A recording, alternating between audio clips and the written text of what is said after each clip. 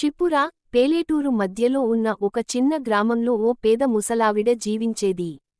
ఆమె జీవనోపాధి తాతాబుట్లు కుట్టడం. ఉదయం వెలుగు బయటపడగానే ఆమె ఇంటి ముందు కూర్చొని తాతాబుట్లు కుట్టి, తరువాత అవి అమ్మడానికి గ్రామంలో తిరుగుతుండేది.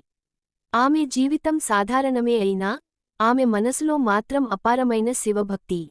రోజూ పూజ చేసుకుని, శివుడికి ప్రియమైన బిల్వదళాలను భక్తిశ్రద్ధలతో సమర్పించేది.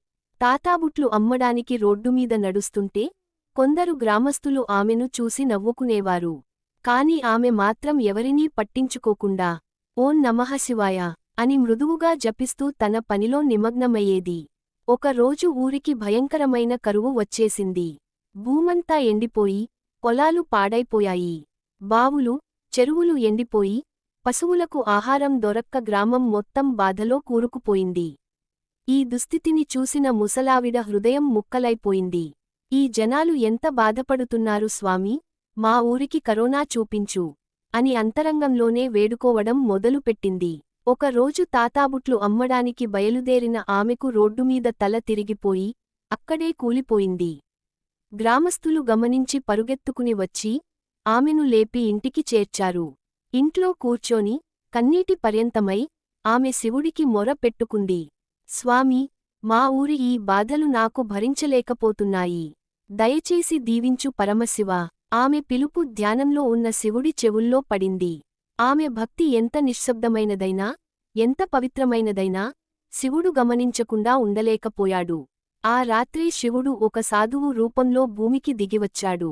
ఆ ఊరినంతా నడుచుకుంటూ, చివరకు ముసలావిడ ఇంటి వద్దకు చేరి తలుపు తట్టాడు. తలుపు తీసిన ఆమె సాధువును చూసి గౌరవంగా ఇంట్లోకి ఆహ్వానించింది. ఆయన లోపలికి వచ్చిన క్షణంలోనే, ఆమెకు ఉన్న ఆరోగ్య సమస్యలు అన్నీ మాయమయ్యాయి. ఆమె ఆశ్చర్యంతో అడిగింది, స్వామీ, ఈ మహిమ ఎవరిది?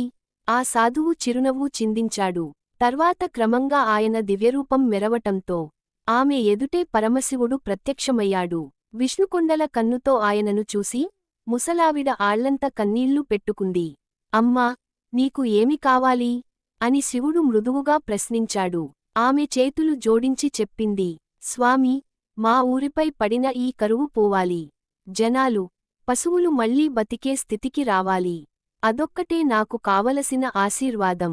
శివుడు సంతోషంగా తలాగ్గి, నీ భక్తి నిర్మలమైనది, నీ కోరిక నెరవేరుతుంది అని ఆశీర్వదించి దివ్యలోకానికి అంతర్ధానం అయ్యాడు. మరుసటి ఉదయం నుంచే గ్రామంలో శుభవర్షాలు కురియసాగాయి. ఎండిన భూములు పచ్చగా మారాయి. పశువులకు ఆహారం దొరికింది. గ్రామంలో మళ్లీ జీవం పూనుకుంది.